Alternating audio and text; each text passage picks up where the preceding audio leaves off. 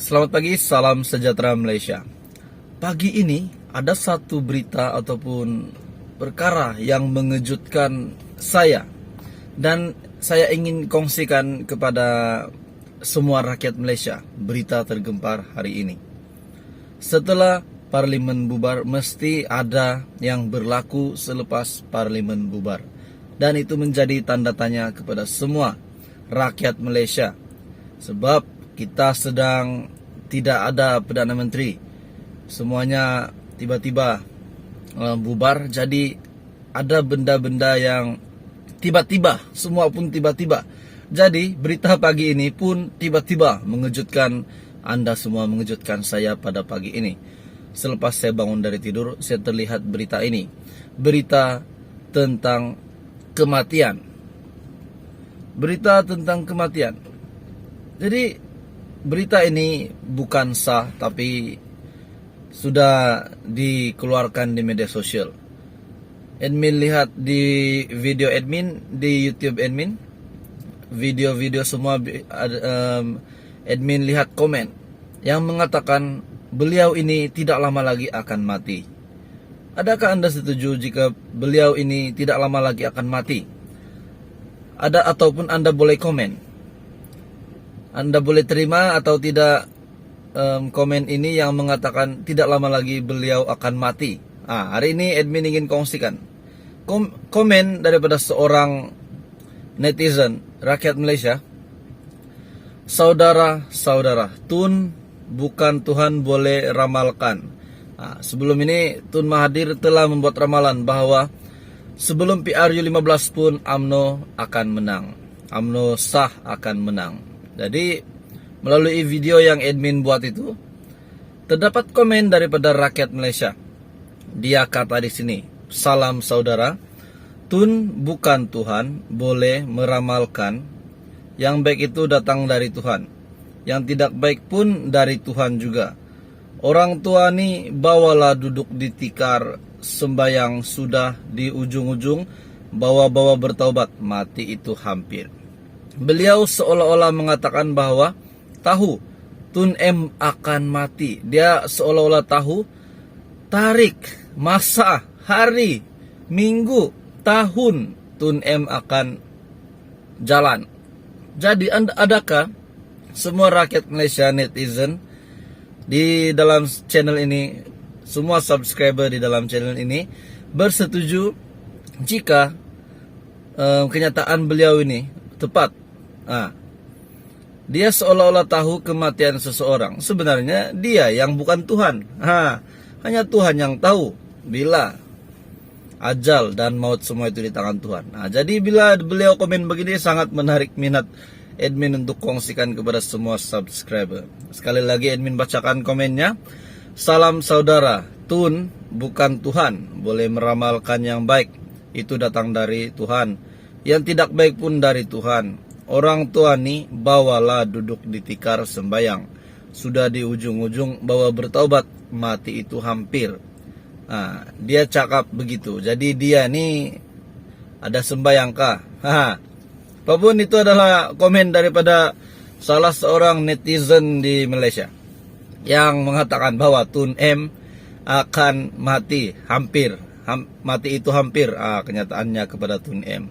Apapun kita berdoa supaya selepas Parlimen bubar semuanya dipermudahkan urusan di dalam kerajaan. Jadi kita berdoa saja baik-baik untuk negara Malaysia yang kita cintai. Hai, halo, selamat pagi, salam sejahtera Malaysia. Salam sejahtera tuan-tuan dan puan-puan. Selamat datang ke channel Fels Lifestyle, info yang penuh dengan info-info terkini hangat di Malaysia. Tuan-tuan dan puan-puan, ada satu berita baik kepada rakyat Malaysia yang bakal terima bantuan, di mana bantuan keluarga Malaysia yang diumumkan di dalam bajet 2023 akan ditambah baik pada tahun 2023. Jadi yang terima BKM pada tahun ini akan terima BKM lagi pada tahun hadapan. Namanya bukan BKM 2.0 tetapi BKM 2022. Dan dalam pada itu penerima BMT juga akan terima bayaran pada bulan depan, pada bulan November RM300, dan bulan Desember RM300 lagi, 2 fasa Dan manakala pada tahun depan pula BMT akan dinaikkan sebanyak Rm800 dan dibayar secara 4 fasa pula. Jadi berita baik kepada penerima bantuan dan kita bersyukur, kita berterima kasih kepada kerajaan. Selepas pembentangan budget 2023, Parlimen pula dibubarkan. Tapi ada satu berita susulan yang mengejutkan selepas Parlimen bubar. Berita ini daripada edisi 9. Agong, Zahir, kecewa politik semasa, tiada pilihan bubar Parlimen. Baginda memperkenankan permintaan Perdana Menteri bagi memulangkan kembali mandat kepada rakyat untuk memilih kerajaan yang stabil. Yang di-Pertuan Agong Al-Sultan Abdullah Riayatuddin Al-Mustafa Bilasha menzahirkan rasa kecewa dengan perkembangan politik semasa dan tiada pilihan lain selain memperkenankan permintaan Perdana Menteri Datuk Seri Ismail Sabri Yaakob untuk membubarkan Parlimen. Datuk Pengelola Bijaya Diraja Istana Negara, Datuk Seri Ahmad Fadil Samsudin berkata, Seri Paduka Baginda memperhalusi permintaan membubarkan Parlimen selepas berkenan menerima menghadap Perdana Menteri di Istana Negara semalam.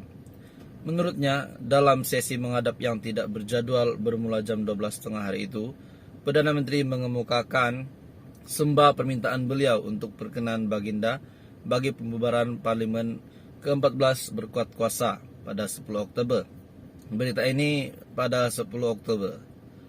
Menurutnya, dalam sesi yang menghadap yang tidak berjadual bermula jam 12.30 hari itu, selepas memperhalusi permintaan selaras dengan kuasa Baginda sebagai yang di-Pertuan Agong, seperti mana termaktub di bawah perkara 20 dalam kurungan 2 dalam kurungan B dan perkara 55 dalam kurungan 2. Perlembagaan Persekutuan memperkenankan permintaan Perdana Menteri bagi pembubaran Parlimen ke-14, katanya dalam satu kenyataan. Ujar beliau lagi, Baginda memperkenankan permintaan Perdana Menteri bagi memulangkan kembali mandat kepada rakyat untuk memilih kerajaan yang stabil. Justeru, Baginda menzahirkan harapan agar SPR menjalankan pilihan raya umum ke-15 dalam tempoh masa terdekat dengan mengambil kira monsun timur laut yang diramal bermula pertengahan November. Baginda juga menegaskan bahawa negara yang kukuh adalah penting bagi menjamin kestabilan politik dan kemakmuran ekonomi berterusan demi kesejahteraan negara dan rakyat secara keseluruhannya. Jadi itu adalah kenyataan daripada Agong. Baginda juga mengajak rakyat bersama mendoakan agar negara dan rakyat sentiasa dirahmati, diberkati dan dilindungi daripada sebarang bentuk musibah khususnya banjir. Terdahulu, Ismail Sabri mengumumkan pembubaran Parlimen berkuat kuasa 10 Oktober bagi memberi laluan kepada PRU 15. Dalam pada itu, admin juga ingin berkongsi dengan anda. Terdapat rakyat Malaysia ataupun netizen yang berkata kepada admin melalui video, komennya, UMNO tetap menang walaupun undiannya kurang. Mereka mengaku undian kurang pula sebab separuh rakyat Malaysia tak nampak parti lain. Betulkah? Sampai tempat mengundi dia akan mengundi UMNO juga dah menjadi turun menurun. Zaid jangan risau, tentu menang. Ya biarlah nak apa itu ini, jangan tersalah pilih. Bagi peluang parti yang boleh bekerja, yang boleh naikkan ekonomi negara seperti dulu ya. Jangan hasad dengki, fitnah-fitnah yang melampau seperti dahulu, bijak. Dan ada juga satu kata, calon Perdana Menteri banyak, Ahmad Maslan pun boleh, Zahid pun oke. Nah, jadi itu adalah berita pagi ini untuk rakyat Malaysia. Dengan kenyataan mereka, adakah anda setuju? Contohnya, Ahmad Maslan dan Zahid dicalonkan dan juga UMNO tetap menang walaupun undiannya kurang. Betul atau tidak?